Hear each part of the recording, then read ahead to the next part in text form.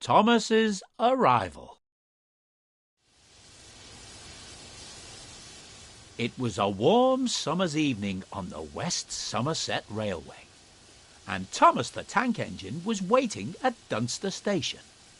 He and Sir Topham Hatt had been invited to visit the railway and were on their way to Minehead for a big welcome.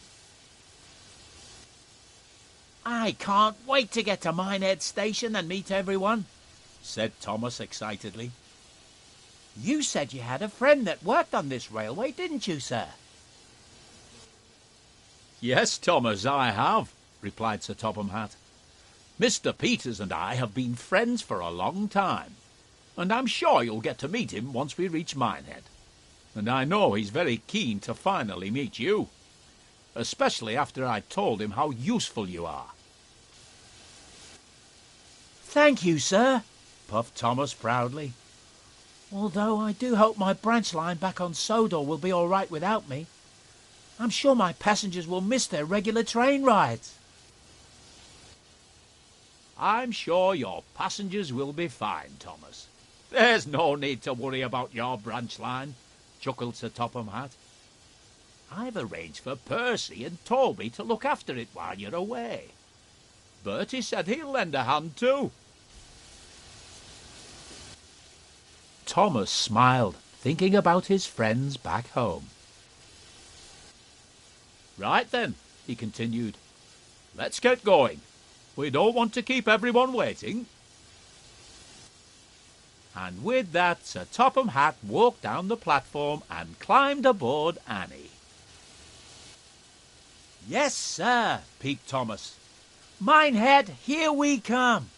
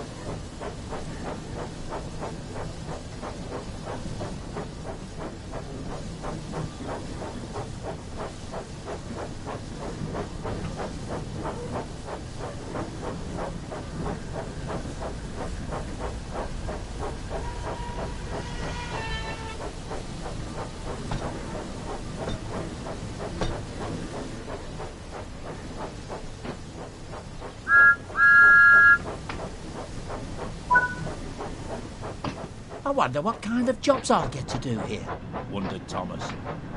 "I do hope we get there soon. I can't wait to get started."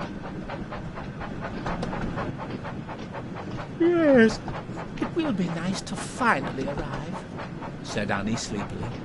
"I don't know about you, Clarabelle, but I'm rather looking forward to a nice long rest after our long journey here." "Yes, Annie, it'll be nice to finally rest my wheels for the night. You should get some rest too, Thomas. You don't want to be tired tomorrow, do you?" "But I'm too excited. There's going to be a party tomorrow night to welcome us to the railway, and I want to make a good impression and show everyone that I'm a really useful engine, especially as we've come all this way." "We understand," sympathised Annie.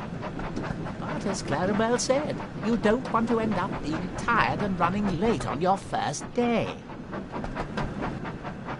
Despite his excitement, Thomas couldn't help but be tired too.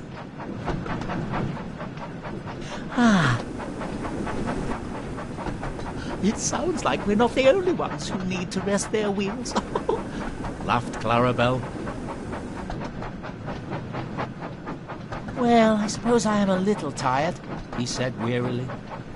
And a good night's rest would be nice before we start work in the morning. The three friends continued their journey towards Minehead, and it wasn't long before they were nearing the station.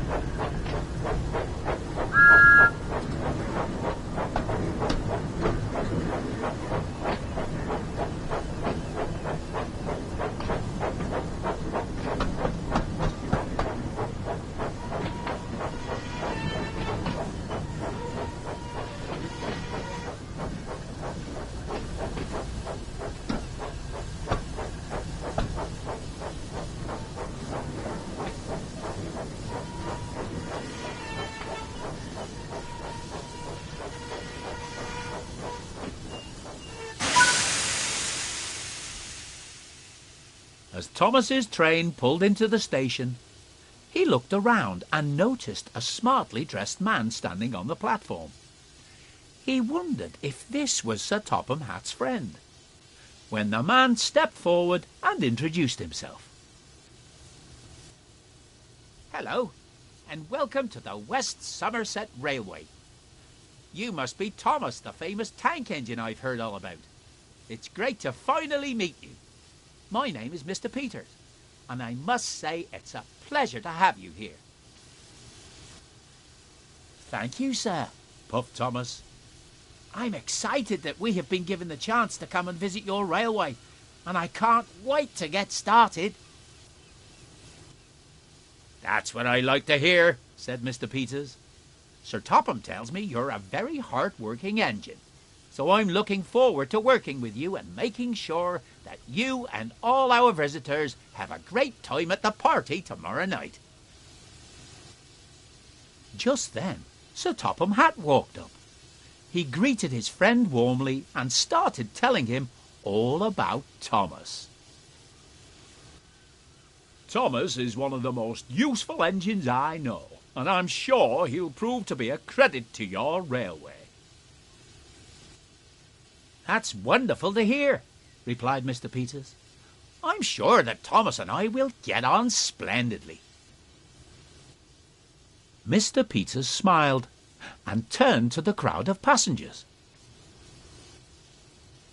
"Ladies and gentlemen, I would like you all to give a warm welcome to our visitors from the island of Sodor, Sir Topham Hatt, Thomas, and his loyal coaches Annie and Clarabelle." Everyone clapped and cheered, and Thomas looked on, feeling very proud.